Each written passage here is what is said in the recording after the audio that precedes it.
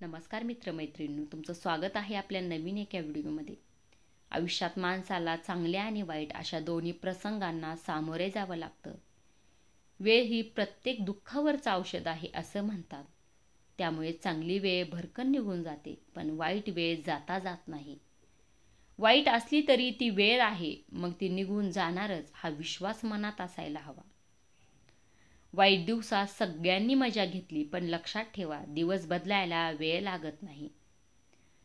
वाईट वेळ निघून जाते, मात्र जाताना लोकांचे खरे रूप दाखवून जाते.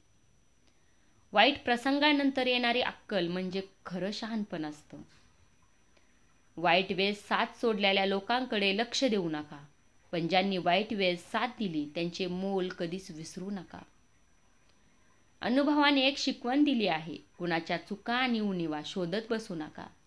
नियती बघून घेईल, त्यांचा हिशोब तुम्ही करू नका. आपली चांगली वेळ जगाला सांगते की आपण कसे आहोत, पण वाईट वेळ आपल्याला सांगते की हे जग कसं आहे.